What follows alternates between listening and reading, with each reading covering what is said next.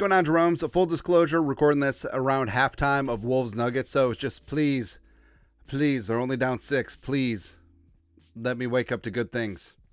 But we'll see.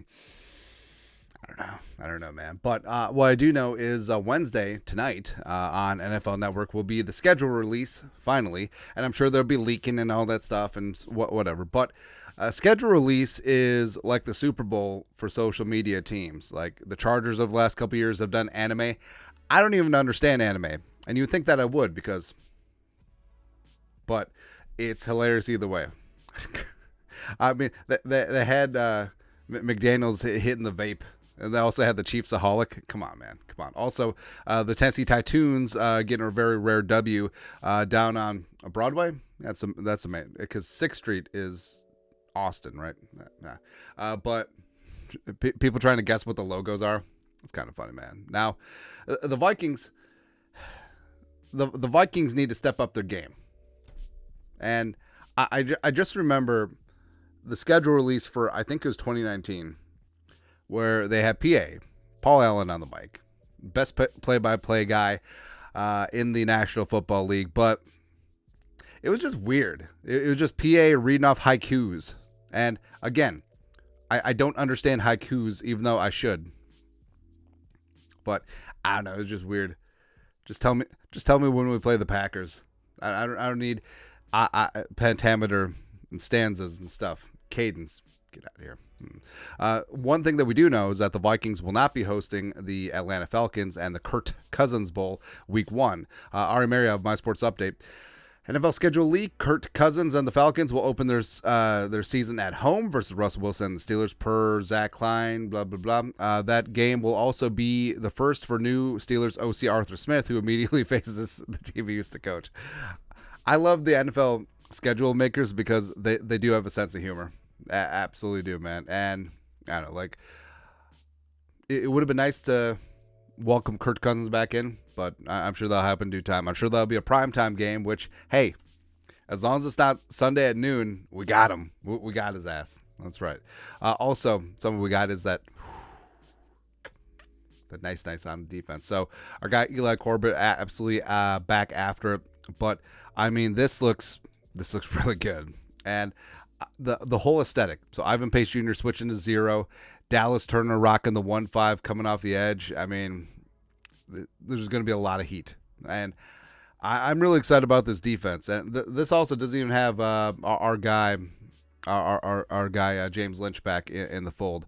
But the Vikings, and we said this throughout the offseason, they've developed the best second level in the National Football League, the best linebacking core in the league. So it's going to be great to see, man. Brian Flores is going to wreck fools. And just a huge middle finger FU to the league. That's what Flores is going to do, man. Also, in the division, taking back the NFC North and never giving it back. Okay. But number 1 overall pick, Caleb Williams. It's a lot like Justin Fields. So I like Justin Fields coming out of college. You know, I love me some Caleb Williams, USC, fight on. But he's going to get ruined. He's going to get ruined by the crooked Chicago Bears. Oh, but they have weapons. Don't care. Bears quarterbacks have had weapons before. They've had O-lines before. I just feel like there's something in the water. Maybe it's because they dye that stupid river green every single year. Maybe that's it. But there's something in the water that can't do it. Also, have you ever heard someone from like Maryland say water? They say water. It's awesome, man. It's awesome. And also the Bears on the cutting edge of creativity. What Step Brothers come out, like 2004, something like that? But yes, the Step Brother picture.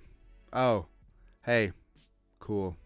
Again, very original. Awesome. Also, I have to admit, so the wife and I went to an undisclosed location, and we were chilling, and Step Brothers was on TV. Like, you ever notice that if you're like on the road at a hotel, you watch a surprising amount of cable television, mainly just movies, and like Step Brothers was on, and I realized something. So there's so many damn movies that I know all the cultural references. I've seen like the major scenes, but I've never watched from start to finish. Die Hard is one. Step Brothers is another. Like there's so much room for activities. Like I get the references, but I've never seen the actual entire movie. Anyways, so speaking of a quarterback that's not going to bust, Purple Persuasion put this together. Ben Gessling talking on KFAM 100.3. Ben Gessling is impressed with the arm talent and fluidity after watching Vikings quarterback J.J. McCarthy at rookie minicamp. Quote, the interesting thing about him is you just see it pretty much right away in terms of arm talent and just the way he unloads the ball. Looks like a guy that is the 10th overall pick of the draft. I mean, there's a certain amount of arm talent. There's a certain amount of fluidity that just sticks out differently. But McCarthy just looks really, really, really, really fluid. And I am really, really, really fluid just thinking about having our own homegrown young quarterback just drafted, highest drafted quarterback ever for the team. And I feel like it's going to work out. Long time. Like, why can't we find a quarterback that will be here for 15 years, bring dozens of Jerome Bardys in the next 10 years? And also, that's the thing, too. So that's why the comparisons with, he's just Christian Ponder 2.0. It's so dumb. I know. Two completely different players. Ponder was like a fifth-year senior, weak arm. J.J. McCarthy, true junior, 21 years young. Also, he does have a whip of an arm. Like the downfield velocity is there. The outside the numbers velocity is there. The tight window, throwing the slant on third and short is there. And that's the whole thing too. Like seeing it in person, that's why so many evaluators travel around the country. Scouts, Quasi, some of the other evaluators, as well as coaches at pro days, as well as private workouts that want to see it in person, because you can watch all the film that you want, but It almost goes back to that baseball movie, Trouble with the Curve.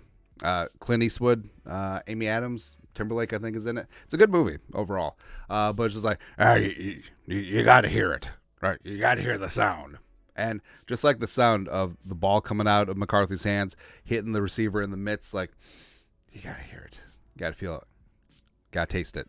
I'm pretty damn excited about J.J. McCarthy, man. That's right. Also excited. So, yes, we're talking about Kurt, but it's in the context of the Vikings maybe getting some nice in terms of the tampering, right? So, reported that the Vikings have appealed for the tampering charge and trying to get a little something. Maybe the Vikings get upgraded for a draft pick. Maybe the Falcons just get fined or docked a draft pick and nothing really affects the Vikings. Either way, whatever. But again, Kurt... So it's a Tuesday, so it's weird that Kurt did so many interviews yesterday because he doesn't work on Tuesdays. But he's talking with the media jackals. Mark Raimondi, nailed it. Cousins on the tampering investigation. Quote, if I said anything at the press conference, it's because it was so innocent, end quote. It was not innocent. So Kurt, remember, at his press conference, admitted that he had either met or talked to the head athletic trainer, as well as the PR staff for whatever reason, before the start of the new league year, and the legal tampering period is only between agents and the teams. So the fact that he was in contact with anyone from the Falcons, that's a no-no. That is not so innocent, Britney Spears. No. So even though the Vikings certainly were not going to re-sign Kirk Cousins, we should be entitled to draft pick compensation. That's all. Plus, Kurt was asked point blank, would you have signed with the Falcons if he knew that they were drafting Penix at 8? He's like, I don't deal in hypotheticals. That's no. It's all right. He's got $100 million, and did you know that Julie's from Georgia? So we talked about this on a separate video, but Kevin O'Connell on the Kay Adams show, Up and Adams, basically asked about what's going on with Justin Jefferson, and he was very positive and upbeat. And we want to talk about the tone. I know everything is going to get worked out there, and the tone from O'Connell and Quasi throughout this entire thing, and also Justin Jefferson when he was doing interviews at the Super Bowl, it's all been positive, it's all been constructive, it's all been very complimentary, and that doesn't always happen in contract extension negotiations in the NFL, where a lot of times it's just, especially the Cowboys, like you notice how Jerry Jones and all of a sudden there's leaks in the media just like, oh well, Zeke or CeeDee Lamb or Dak or blah blah blah. It's like getting blood from a stone, getting an extension done with the Cowboys and whatnot. But everything's positive, and every single opportunity, Kevin O'Connell, Kwesi's talked about. Jefferson as a leader, Jefferson as the face of the franchise, Jefferson as the straw that stirs the drink. Man, it's all true. Right? And I think that it's not just putting on a brave face. I think that they're positive because they know it's heading in the right direction. They know that it's going to get done before the start of the year. That's all. So, just these two together a long time with J.J. McCarthy, it's going to be good.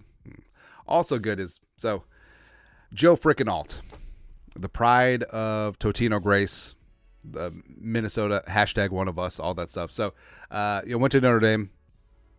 No harm, no foul. And he's going to be a legendary left tackle, like legit, right? But a picture of him at Chargers camp sort of went viral the other day. Scout D. How big is Joe Alt? Here's him blocking a 6'2" defender. Now, Alt is standing upright, yes, and the defender is getting his bend on around the corner, yes.